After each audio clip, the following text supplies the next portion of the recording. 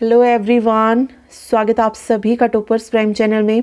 इस वीडियो में हम बात करने वाले हैं DSSB 2020 के बारे में। ठीक है, आप सभी को पता है TGT PGT की जो है वैकेंसी निकली है, तो एग्ज़ाम भी ज़रूर होगा और जल्दी ही होगा। तो इसका जो फर्स्ट पेपर आता है, चाहे TGT हो PGT हो, इसका जो जनरल पेपर होता है वो दोनों का ही सेम होता है 100 मार्क्स के लिए। ठीक है, तो आज जो है हम उसके बारे में ही बात करेंगे कि कौन कौन सा सब्जेक्ट जो है यहाँ से कितने मार्क्स का पूछा जाएगा, कहाँ से आप पढ़े, कैसे तैयारी करें। ठीक है, और हम क्या प्रोवाइड कराएंगे इससे रिलेटेड, वो सारी चीज़ें हम इस वीडियो में डिस्कस करने वाले हैं। ओके, तो चलिए शुरू करते हैं। देखिए, पेपर 1 की हम बात कर रहे हैं, जो जनरल पेपर होता है। पेपर 1 में जो है टोटल 100 मार्क्स का ये पेपर होता है। 5 सब्जेक्ट्स इसमें पूछे जाते हैं और हर एक से जो है 20 क्वेश्चंस आते हैं 20 मार्क्स के। ठीक है, तो टोटल बन गया 100 मार्क्स का। ओके, तो 1 बाय 1 अगर हम बात करें, reasoning, general awareness, maths, English और हिंदी की, दोनों ही 20-20 नंबर के, मतलब पांचों ही सब्जेक्ट्स जो है वो 20-20 मार्क्स के होते हैं। ओके, तो इसमें से कुछ ऐसे सब्जेक्ट्स हैं जिनको आपको इतना पढ़ने की ज़रूरत नहीं है कि आप उन पर जो है अपना टाइम वेस्ट करें। उनके लिए अगर आप सिर्फ प्रीवियस जो पेपर हुए हैं, अगर आप पिछली बार भी अगर देखेंगे 17-18 में जो पेपर हुए थे, ऑनलाइन ऑफलाइन बहुत सारे पेपर हुए थे, TGT PGT PRT, तो कम से कम 30 या 40 पेपर तो जो है ज़रूर हुए थे। ओके, 30 या 40 के आसपास। अगर आप उनकी भी रीजनिंग अगर आप कर पाते हैं, ठीक है, उन रीजनिंग को भी अगर आप कर लेते, मान लीजिए 30 पेपर हुए थे, 30 पेपर हुए थे अलग अलग पोस्ट से रिलेटेड, अगर उसमें से 30 पेपर में जो है 20 क्वेश्चन जो है हर एक उसमें आते हैं, तो कितने क्वेश्चन हो जाएंगे? 600 क्वेश्चन। तो रीजनिंग के लिए अगर आप वो 600 क्वेश्चन भी कर पाते हैं तो आप इजीली रीजनिंग को निकाल सकते हैं, क्योंकि 20 क्वेश्चन आते हैं और 20 में से 17-18 क्वेश्चन हर बच्चा अटेम्प्ट कर पाता है। 2 या 3 क्वेश्चन ऐसे होते हैं जिसपे बच्चे अटक जाते हैं। ठीक है, वो कितनी भी कोशिश कर ले वो गलत हो ही जाते हैं। ओके, तो उसको जो है वो 2-3 भी ठीक हो जाएं, इसके लिए आप क्या कर सकते हैं, ज़्यादा से ज़्यादा प्रैक्टिस कर सकते हैं। ओके, बार बार बुक उठा के बैठे रीजनिंग की कि पहले ये चैप्टर फिर वो चैप्टर, उसकी बजाय आप DSSB के जितने प्रीवियस पेपर है जो हम आपको अवेलेबल करवाएंगे, ठीक है, उनकी प्रैक्टिस कीजिए रीजनिंग के लिए। तो रीजनिंग के लिए ऐसी कोई पर्टिकुलर बुक पढ़ने की जरूरत पड़ेगी ही नहीं आपको, सिंपल जो है क्वेश्चन आते हैं यहाँ से। अगर आप पेपर भी देखेंगे प्रीवियस, तो आप जो है इजीली क्रैक कर पाएंगे रीजनिंग को। 20 में से 20 आप ले पाएंगे अगर आप उन 600 क्वेश्चन की भी प्रैक्टिस अच्छे से करते हैं तो।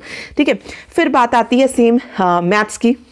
मैथ्स जिनका बहुत ही ज़्यादा वीक है, जिन्होंने बिल्कुल पढ़ा ही नहीं है, जिन्हें बिल्कुल आता ही नहीं है, तो उनके लिए जो है बेसिक जो मैथ्स पूछा जाता है वो क्वेश्चंस जो है हमने किए हैं, मतलब वो वीडियो जो है हमने की है, जो भी बेसिक यहाँ से क्वेश्चन पूछते हैं, चाहे प्रॉफिट लॉस हो, टाइम एंड वर्क हो, तो वो वीडियो जो है ऑलरेडी हम कर चुके हैं। ठीक है, वो वहां से उन्हें करके बाद में जो है उन मॉक टेस्ट को देख सकते हैं जो हम शुरू करने वाले हैं। ठीक है, अदरवाइज जिसने मैथ्स थोड़ा सा भी पढ़ा है वो इन प्रीवियस पेपर को भी अगर कर लेते हैं, ठीक है, वही बात कि 30 पेपर अगर हुए हैं, और ये तो सिर्फ लास्ट टाइम की मैं बात कर रही हूँ, उससे पहले भी पेपर हुए हैं DSSB के, ठीक है, तो वो सारे करने की कोशिश करेंगे, चाहे वो 14 में हुए हों या पहले हुए हों, जितने हमें मिल सकते हैं उन सारे पेपर्स को करने की कोशिश करेंगे। ठीक है, तो रीजनिंग और मैथ आप वहां से कर सकते हैं। अगर आप मैथ्स के उन टाइप के क्वेश्चंस को भी करेंगे तो आप इजीली मैथ्स में अच्छे मार्क्स ला सकते हैं 20 में से।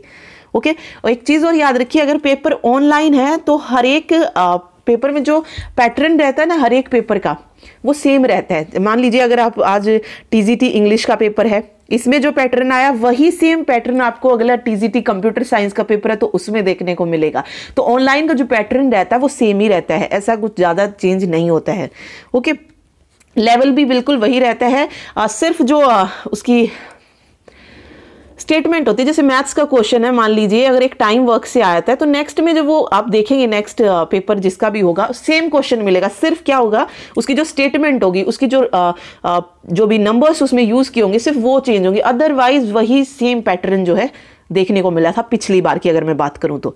ओके, तो रीजनिंग मैथ सेम। हिंदी कोई ऐसा सब्जेक्ट नहीं है जिसको आपको 1 महीना 2 महीने लगाने पड़े, तो एक बार जो है बस 1-2 वीडियो आपको मिल जाएंगी हिंदी की कंप्लीट, हमने हिंदी करा रखी है, सिर्फ वो 1-2 वीडियो देखिए आपकी कंप्लीट हिंदी हो जाएगी, और उसके बाद जो है सिर्फ आप जो प्रीवियस पेपर है DSSB के वो कर लीजिए, हिंदी आपकी कवर हो जाएगी उसमें, क्योंकि हिंदी में ऐसा भी कुछ खास नहीं पूछा जाता है, बहुत ईजी पूछी जाती है।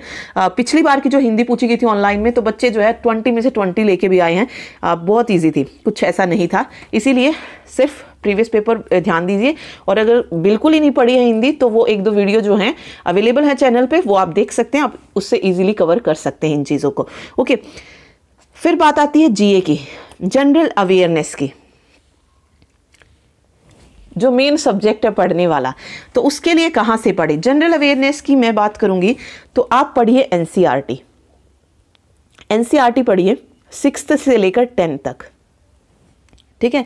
अगर आप एनसीईआरटी पढ़ लेते 6 से 10, चाहे ज्योग्राफी हो, पॉलिटी हो या हिस्ट्री हो, इन तीनों को ही अगर आप पढ़ते हैं 6 to 10, तो आप सारे क्वेश्चन इजीली कर सकते हैं। ओके, और स्पेशली अगर मैं बात करूं ज्योग्राफी जो है आप 11th, और पॉलिटी भी जो है 11th की ज़रूर पढ़े। पॉलिटी और ज्योग्राफी 11th की पढ़कर देखिए, बहुत सारे डाउट आपके क्लियर हो जाएंगे। मतलब पिछली बार जो ऑफलाइन पेपर हुआ था डीएसएसबी में, उसमें ज़्यादातर क्वेश्चंस जो थे वो 11th की ज्योग्राफी से पूछे गए थे। वो मैंने खुद देखी है पढ़ के, तो उसमें से बहुत सारे क्वेश्चंस जो थे आए हुए थे। ओके, तो सब कुछ करा रखा है, एनसीईआरटी कंप्लीट है, देखना चाहें तो आप देख सकते हैं। और इसके अलावा साइंस अगर आप 6 to 10th नहीं देख पा रहे हैं, तो भी सिर्फ अगर आप 9th 10th भी अगर देख लेते हैं, तो उससे भी जो है ज़्यादातर क्वेश्चन जो है अगर साइंस के पूछे जाते तो आप इजीली सॉल्व कर सकते हैं।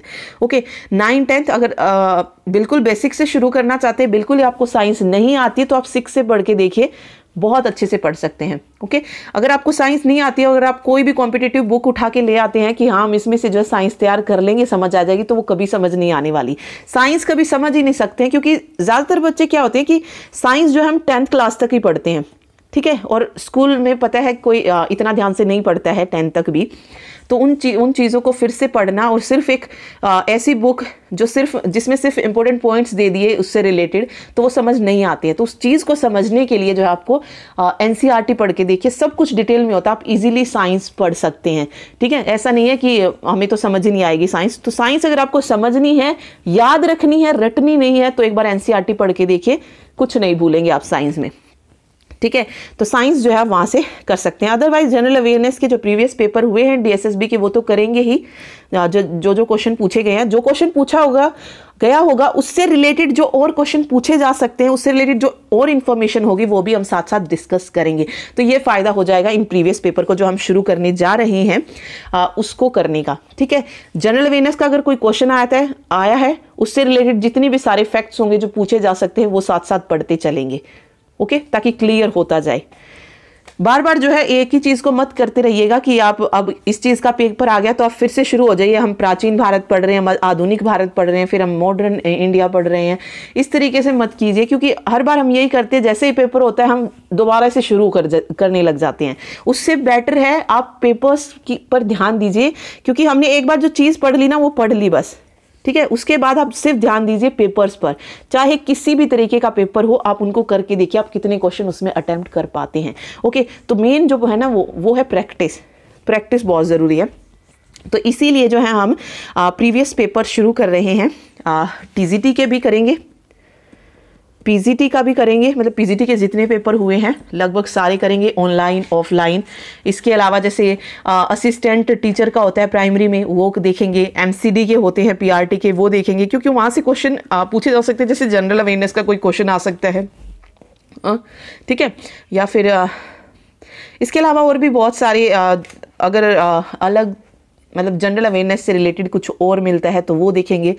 जनरल अवेयरनेस में एक और चीज़ याद रखिए, जनरल अवेयरनेस में जो है स्टैटिक जीके से भी जो है क्वेश्चन पूछे जाएंगे। स्टैटिक जीके मीन्स जो टाइम के साथ चेंज नहीं होती। जैसे किसी चीज़ की स्थापना हो गई, जो अंतर्राष्ट्रीय संस्था है उनकी स्थापना हो चुकी है, वो चेंज तो नहीं होगी, तो इस तरीके के क्वेश्चन भी देखने को मिलते हैं कि अंतर्राष्ट्रीय मुख्यालय कहाँ है, या फिर किसी देश की करेंसी कौन सी है, कौन सी उसकी कैपिटल है। ये स्टैटिक जीके के क्वेश्चन आपको जो है 4 से 5 क्वेश्चन स्टैटिक जीके से देखने को जरूर मिलेंगे जनरल अवेयरनेस में, ठीक है। इसी तरीके से 3 से 4 क्वेश्चन आपको करंट अफेयर से देखने को मिलेंगे।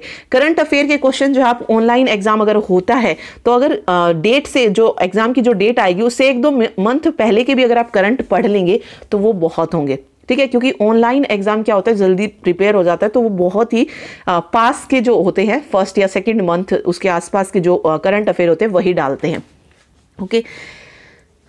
तो ये थी सारी चीज़ें।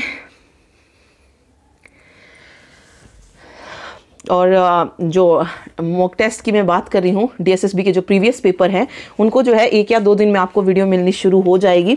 हर एक पेपर करेंगे, आप खुद को चेक कीजिएगा आप कितने क्वेश्चन जो है 100 में से सही कर पाते हैं। ठीक है, थैंक यू सो मच।